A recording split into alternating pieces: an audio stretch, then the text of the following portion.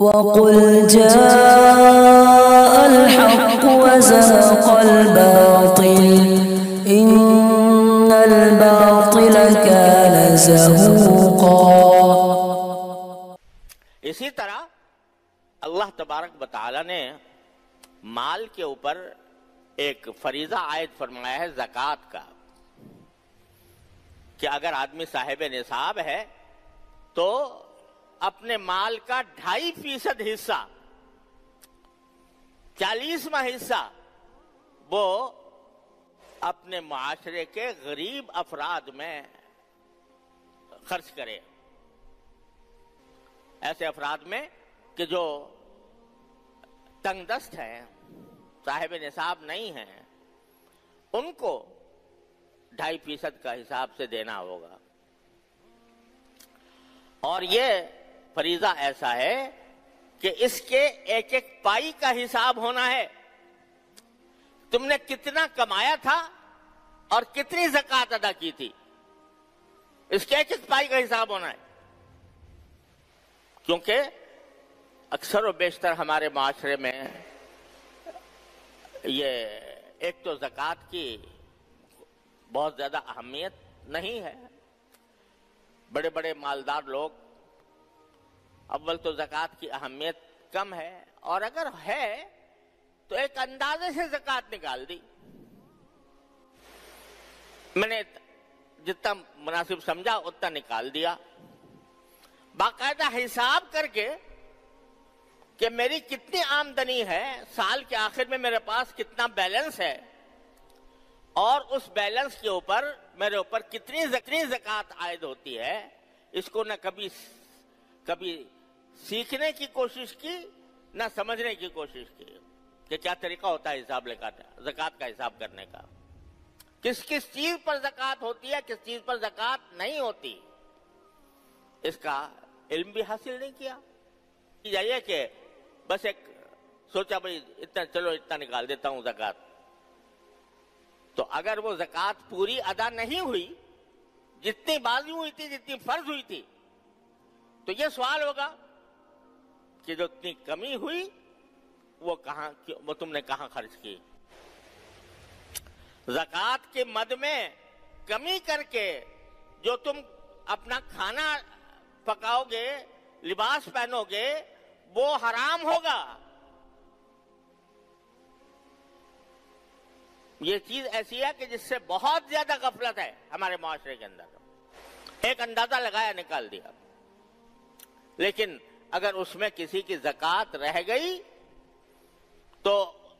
اس زکوٰۃ کے جو پیسے زکوٰۃ کے تم نے بچائے، اس سے جو کام بھی کرو گے، جو چیز بھی خریدو گے، جو کھانا بھی کھاؤ گے، جو لباس بھی پہنو گے، وہ حرام ہے، اور تمہارے لیے جہنم کی طرف لے جانے کا ایک دروازہ ہے۔ ایک حدیث میں رسول کریم صلی اللہ علیہ وسلم کا ارشاد ہے کہ ما خالت زکات من مال اہلکتہ، او کما قال صلی اللہ علیہ وسلم، کہ زکوٰۃ کا مال اگر کسی بھی مال کے اندر مل جائے تو وہ اس کو برباد کر ڈالتا ہے۔ کیا معنی؟ اس کے دو معنی ہیں۔ ایک معنی یہ ہے کہ آپ کو جتنی زکوٰۃ دینی تھی وہ نہیں دی، کم دی۔ فرض کرو کہ آپ نے جتنی زکوٰۃ دینی تھی اس میں سے 5% تم نے کم کر لی، کم دی۔ اب یہ 5% تمہارے دوسرے حلال مال میں مل گئے، تو یہ 5% زکوٰۃ کا مال جو تمہارے حلال مال کے اندر ملا، یہ اس باقی حلال مال کو بھی برباد کر دے گا۔ برباد کرنے کا مطلب یہ کہ ایک تو تمہیں آخرت میں اس کی جواب دہی کرنی ہوگی، اور جواب دہی نہیں کر سکو گے تو جہنم کا عذاب بھگتنا پڑے گا، اور دوسرا یہ کہ اس دنیا کے اندر بھی جو باقی مال ہے اس میں بے برکتی ہوگی۔ زکوٰۃ جو ہے وہ ایک طرح سے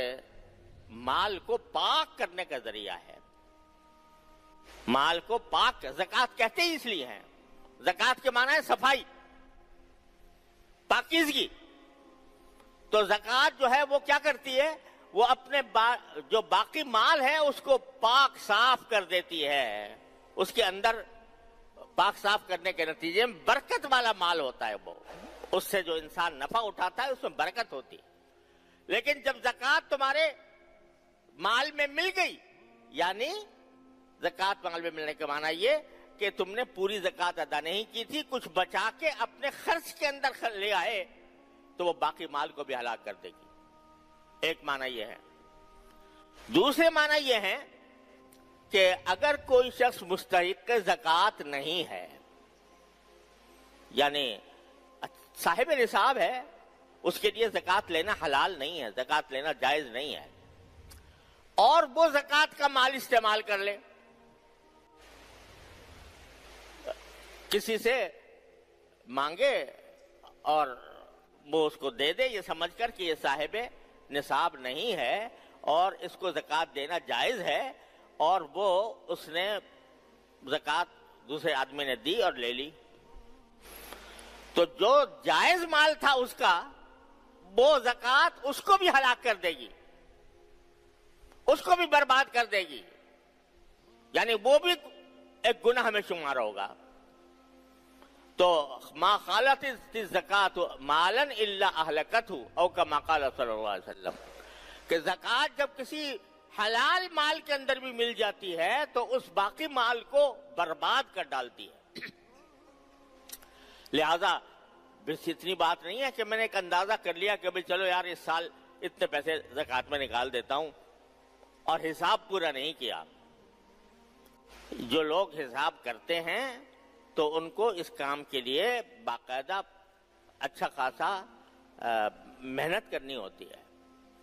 اور اس کے ذریعے حساب کیا جاتا ہے کہ بھئی اتنی زکات میرے اوپر فرض ہوئی ہے. محض اندازے سے نکال دینا درست نہیں. تو دوسرا فریضہ مال کے اوپر یہ ہوتا ہے خرچ کرنے کے سلسلے سے. اب اگر آخرت میں یہ پوچھا جائے گا کہ تم نے مال کہاں خرچ کیا، تو اس میں یہ سوال بھی داخل ہے کہ زکات دی کہ نہیں دی، اور دی تو پوری دی یا ادھوری دی، یہ سوال بھی ہونا ہے. اور بھائی زکات تو فرض ہے، لیکن آگے قرآن و حدیث نے یہ بھی فرمایا ہے کہ بس زکات تو ہم نے تھوڑی سی فرض کی ہے تمہارے اوپر، تاکہ تمہارے لیے بہت زیادہ مشکل پیدا نہ ہو. لیکن اس کے بعد بھی جتنا تمہارے پاس ضرورت سے زائد مال ہے، اس کو بھی ایسا نہ سمجھو کہ بس زکات دے دی تو بس قصہ ختم ہو گیا. کچھ صدقات بھی ہیں، خیرات کے کام بھی ہیں، نیکی کے کام بھی ہیں، ان کے اندر خرچ کرنے کو قرآن انفاق فی سبیل اللہ سے تعبیر کرتا ہے، اللہ کے راستے میں خرچ کرنا. اور اس کے بارے میں حدیث میں آتا ہے، وہ قرآن شریف فرماتا ہے کہ یسألونک ماذا ينفقون، آپ سے صحابہ کرام یہ سوال کرتے ہیں کہ کتنا مال خرچ کریں اللہ کے راستے میں. اس کا مطلب زکات نہیں ہے، زکات تو ہو گئی، زکات کا تو حساب کتاب ہو گیا. لیکن صحابہ کرام یہ پوچھتے تھے کہ قرآن کریم یہ کہتا ہے لن تنالوا البر حتى تنفقوا مما تحبون، اس وقت تک نیکی کے مرتبے تک نہیں پہنچ سکو گے جب تک کہ تم اپنی محبوب چیزیں خرچ نہ کرو اللہ کے راستے میں. تو صحابہ کرام نے پوچھا کہ کیا خرچ کریں، کتنا خرچ کریں؟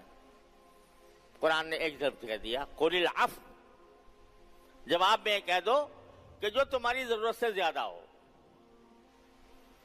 جو تمہاری ضرورت سے زیادہ ہو اس کو جتنا چاہو خرچ کرو. اب آدمی ہر ایک اپنے گریبان میں منہ ڈال کر دیکھ لے کہ میری حقیقی ضرورت کیا ہے، کتنی ضرورت ہے مجھے، اتنی رکھے بے شک، اور اس کو رکھ کے باقی جتنا اللہ نے دیا ہے تو چلو آئندہ کی بھی کچھ تھوڑی بہت آدمی مستقبل کا بھی خیال کر لے کہ بھئی ہو سکتا ہے ضرورت پیش آ جائے تو میں کچھ پیسے جمع بھی رکھوں. لیکن اس کے بعد جو ضرورت سے زائد ہے اس کو تم زیادہ سے زیادہ اللہ تعالیٰ کے راہ میں خرچ کرنے کی کوشش کرو. تو اگر تم نے ایسا کیا تو آخرت میں تمہارا مال تمہارے لیے ایک زبردست نعمت ہوگا، جنت کا دروازہ ہوگا۔ اور اگر نہیں کیا اور زکوٰۃ بھی ادا نہیں کی تو حدیث میں آتا ہے کہ جو شخص زکوٰۃ ادا نہیں کرتا، قرآن کریم نے فرمایا ہے کہ سَيُطَبَّقُونَ مَا بَخِلُوا بِهِ يَوْمَ الْقِيَامَةِ، جس مال کو بخل کی وجہ سے انہوں نے خرچ نہیں کیا تھا زکوٰۃ میں، تو وہی مال ان کا طوق بنا دیا جائے گا گلے کا قیامت کے دن۔ اور حدیث میں اس کی تشریح آئی ہے کہ وہ مال ایک سانپ کی شکل میں آئے گا جس کے 2 دھاریاں ہوں گی اس کے اوپر، اور وہ اس کے گلے کا طوق بنے گا اور وہ اس کی باچھوں کے اوپر حملے کرے گا اور کہے گا میں ہوں تیرا مال، میں ہوں تیرا خزانہ جو تو نے جمع کر کے رکھا تھا۔ تو اس لیے یہ سوال ہونا ہے۔ دینی و اصلاحی بیانات کو سننے کے لیے ہمارے چینل القراءت آفیشل کو سبسکرائب، لائک، کمنٹ اور شیئر کیجیے تاکہ آنے والے نئی ویڈیوز کا سب سے پہلے آپ کے پاس نوٹیفیکیشن پہنچ سکے۔ خدا حافظ۔